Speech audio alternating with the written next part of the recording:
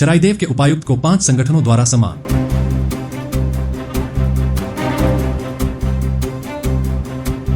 चराईदेव मोइदम क्षेत्र को विश्व धरोहर स्थल का दर्जा दिलाने में योगदान देने वाले चराईदेव जिले के उपायुक्त निवेदन दास पाटवारी को 5 संगठनों द्वारा सम्मानित किया गया। चराईदेव जिले को एक नई पहचान दिलाने में सफल रहे विदाई लेने वाले उपायुक्त निवेदन दास पाटवारी को उपायुक्त कार्यालय में 5 संगठनों ने सम्मानित किया।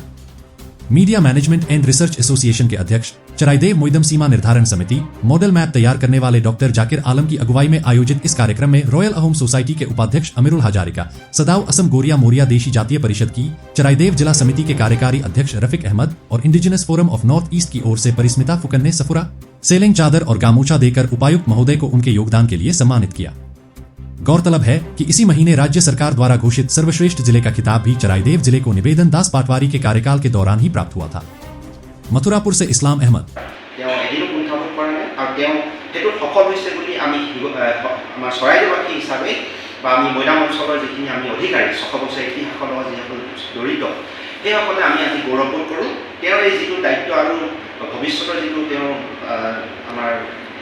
সমাজ ব্যৱস্থাৰ প্ৰতি তেওঁ যিটো এটা দায়িত্ব আছে, প্ৰশাসনিক বিষয়াই নহয়, তেওঁ এগৰাকী আমাৰ খুব সাহিত্যিক।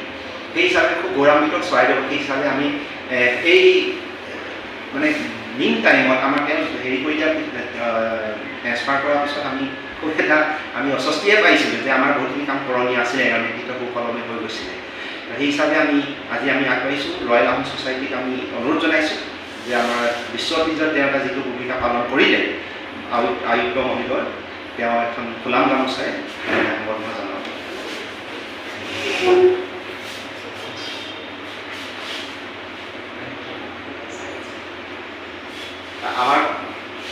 আমাৰ মাজত আছে indigenous people of forum of নৰ্থ ইষ্টৰ আমাৰ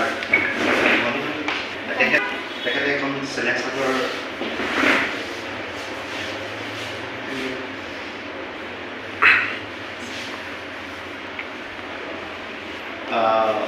আমাৰ চৰাইদেউ জিলাৰ সম্পাদক আমাৰ এক্সিকিউটিভ আমাৰ ৰফিক আহমেদ ডাঙৰীয়া, তেখেতক আমাৰ ডিচি মহোদয়ক সম্বৰ্ধনা জনাবলৈ অনুৰোধ জনাইছোঁ।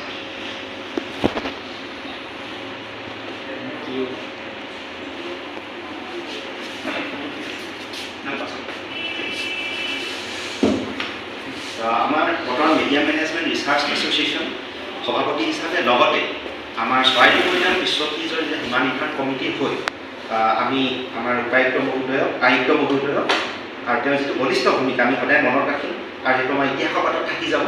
সেই হিচাপে আমি সামান্যতমভাৱে আমি কৃতজ্ঞতা প্ৰকাশ কৰিছোঁ।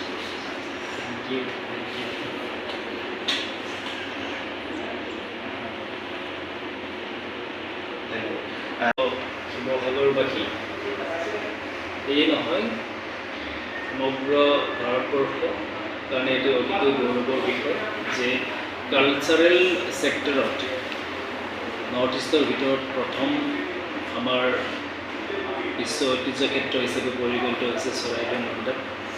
আমি সকলোৱে জানো যে আহোমৰ যিসকল ৰজা আছিল তেখেতসকলৰ যিটো ছেক্ৰেট বাৰিয়েল ছাইট, সেইটো আমি মৈদাম বুলি কওঁ। আৰু এই মৈদাম অকল আহোমসকলৰ কাৰণে পবিত্ৰ স্থান নহয়, সমগ্ৰ অসমবাসীৰ সেৱাৰ্থলী এই মৈদামস্থল। আৰু এই মৈদামস্থলক বিশ্ব ঐতিহ্য ক্ষেত্ৰলৈ ৰূপান্তৰ কৰাৰ ক্ষেত্ৰত চৰাইদেউ প্ৰতিগৰাকী নাগৰিকৰ ইয়াত অৱদান আছে। মাথো আয়ুক্ত হিচাপে এই চৰাইদেউবাসী জনগণৰ যি ইচ্ছা, সেই ইচ্ছা আমি লিড কৰিছোঁ বা সমগ্ৰৰ পৰা আমি নেতৃত্ব দিছোঁ। আৰু আমাৰ নেতৃত্বত মই ভাবোঁ যে গোটেই চৰাইদেউবাসীৰ সমৰ্থন আছিলে আৰু এই চৰাইদেউবাসীৰ সমৰ্থনত গোটেই অসমবাসীৰ আকুল আহ্বানত আজি আমি এই বিশ্ব ঐতিহ্য ক্ষেত্ৰ পাবলৈ সক্ষম হৈছোঁ। আৰু ইয়াত আমি এজন ব্যক্তি বা যিকোনো এটা সংগঠন আমি কৃতিত্ব দিব বিচাৰোঁ নাই। ইয়াত জড়িত প্ৰতিগৰাকী নাগৰিক, প্ৰতিগৰাকী ব্যক্তি, প্ৰতিগৰাকী অসমক ভাল পোৱা যি জনগণ, তেওঁলোকৰ অৰিহণা আছে। আৰু মই এইটোৱে আশা কৰিম যে অনাগত দিনত এইটো আমাৰ সকলোৰে দায়িত্ব হ'ব চৰাইদেউবাসী, যাতে যিটো বিশ্ব ঐতিহ্য ক্ষেত্ৰ আমি পালোঁ সেইটো মেইনটেইন কৰাটো সকলোতকৈ ডাঙৰ কথা। যে আজি বিশ্ব ঐতিহ্য ক্ষেত্ৰ আছে, ৰিভিউত যদি আমাৰ পৰা আকৌ গুচি নাযায়, এই দায়িত্বটো সকলোৰে আছে। আৰু আজি